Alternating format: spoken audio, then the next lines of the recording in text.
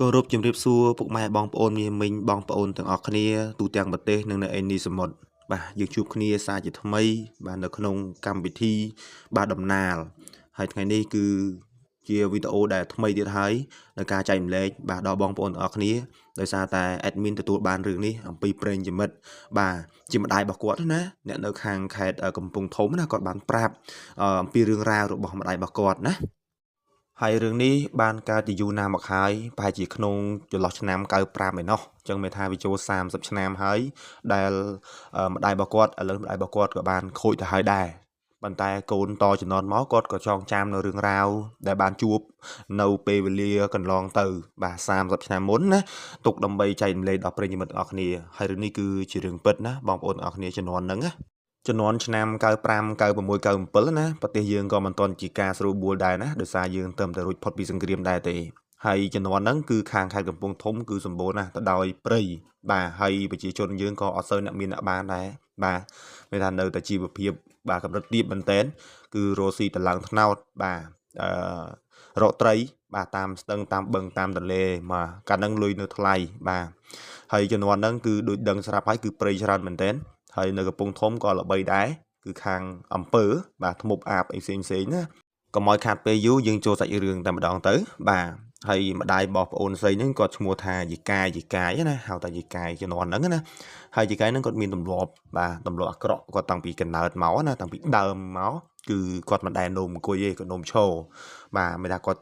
ឲ្យតែពេលគាត់នោមហើយគាត់នោមឈរមិនថាគាត់នោមនៅក្រោមផ្ទះនោមទប់ទឹកឬក៏នៅកន្លែងណាទេគឺនោមឈរអញ្ចឹងទម្លាប់របស់គាត់គឺអាក្រក់មួយហ្នឹងហើយអ្នកចិត្តខាងតែងតែមើលពីចង្ងាយតែអ្នកខ្លះមិនហ៊ានមើលអៀនអញ្ចឹងទៅណាតែផ្ទះគាត់ខ្ពស់ផ្ទះនៅស្រុកខ្មែរយើងគឺខ្ពស់ហើយផ្ទះគាត់ក៏ខ្ពស់ផុតពីដីដែរមានថា2ខ្នងណាបើនិយាយទៅ2ខ្នងគឺគាត់តែងតែនោមតាមទ្វារណាគាត់បាញ់ទៅតាមទ្វារបាទមានថាគាត់បាញ់នោមឈឺនោមណាគាត់បាញ់ឆោចទៅទ្វារអញ្ចឹងទៅខ្ពស់អញ្ចឹងទៅណាហើយបើមានមនុស្សនៅអញ្ចឹងគាត់ទៅបាញ់ពីក្រោយនោះវិញអញ្ចឹងទៅណាទម្លាប់គាត់គឺអញ្ចឹងហើយនៅក្រោយផ្ទះគាត់ហ្នឹងគឺមានដើមត្នោតមួយដើមត្នោតណាហើយគាត់គឺការហូបចុកអីគាត់អត់អនាម័យទេកាយហ្នឹងគឺគាត់ជួយចិត្តហូបដោយដៃចម្បាច់អីចឹងណាហើយគាត់ក៏មិនសូវប្រកែដើរដែរគាត់ជាមនុស្សដែលកុម្មុយនីសបាទកុម្មុយនីសមិនជឿអីទាំងអស់ប៉ុន្តែបងគាត់ជឿទៅលើគេហៅថាផ្លូវគាត់ច្រើនដោយសារអីជំនាន់គាត់នឹងតពីឪពុកម្ដាយគាត់ដែរអញ្ចឹងណាបាទប៉ុន្តែមួយរយៈចុងក្រោយប្រហែលជាខ្ទង់ឆ្នាំ96 97ហ្នឹងឯងគឺវ័យដែលគាត់ខ្ទង់គាត់60ជាងណាគឺយីកាយហ្នឹងគឺគាត់ដូចតែគាត់ឈឺបាទគាត់ឈឺណាហើយគាត់ឈឺហ្នឹងគឺគាត់សន្លប់មែនដូចមនុស្សស្លាប់អញ្ចឹងណាស្លាប់ចិត្តមួយអាទិត្យបាទមួយអាទិត្យណាហើយកូនគាត់នឹងនិយាយចំទៅសឹងតែយកទៅបូជាហើយយកដុតដែរបាទប៉ុន្តែបែរជាមានអភូតហេតុកើតឡើងណាដែលអឺគាត់ភ្ញាក់ឡើងវិញបាទដែលធ្វើឲ្យអ្នកភូមិនឹងផ្អើលបាទពេញឆោឡោពេញផ្ទះគាត់ហ្នឹងឯងបាទហើយគេថាវារឿងចម្លែកដែលថាដាច់ខ្យល់ហើយណាដែលអាចបាទដែលអាចថាជាវិញហើយភ្ញាក់វិញឬក៏ហៅថាខ្មោចឬក៏យមរាជគាត់ខ្ចីព្រលឹងអីចឹងណាបាទហើយដល់ពេលគាត់ភ្ញាក់វិញទៅគាត់ប៉ុន្តែអាការៈគាត់ខុសពីធម្មតាបាទគាត់ខុសពីធម្មតាគឺគាត់មិននិយាយស្ដីអីដូចមុនទេហើយគាត់នោមឈរដដែលទេគាត់តែគាត់គេហៅថាគាត់ចូលចិត្តបាទចូលចិត្តយប់មិនថាគាត់ដេកយប់ទេគាត់ដេកតែថ្ងៃទេហើយគាត់ចូលចិត្តអាចេញក្រោយអីចឹងណាហើយបើតាមអ្នកចិត្តខាងដែលគេមើលពីចង្ងាយហ្នឹងគេបាននិយាយតគ្នាថាមានភ្លើងណាពីដើមថ្នោតគាត់ក្រោយផ្ទះគាត់ហ្នឹងមានដើមថ្នោតហ្នឹងគឺភ្លើងហ្នឹងហោះចូលក្នុងអំឡុងពេលដែលគាត់បានស្លាប់នឹងឯងដែលគាត់អត់ដង្ហើមណាអញ្ចឹងក៏គេបានហ៊ានទាយថាប្រកាសណាស់ជាមានព្រាយហ្នឹងហើយមានព្រាយណាចូលសន្ធិដ្ឋគាត់ហើយអញ្ចឹងណាអ្នកផ្សេងគេដឹងសឹងដឹងតែអត់មានអ្នកហ៊ាននិយាយទេព្រោះខ្លាចបាទខ្លាចប៉ះពាល់ដល់គ្រួសារគេអញ្ចឹងណាព្រោះយើងនឹងកាចបាទតែហ៊ាននិយាយឬក៏លឺហ្នឹងគឺគាត់ជេរសាហាវហ្មងមានថាគាត់ជំនាញខាងជេរណា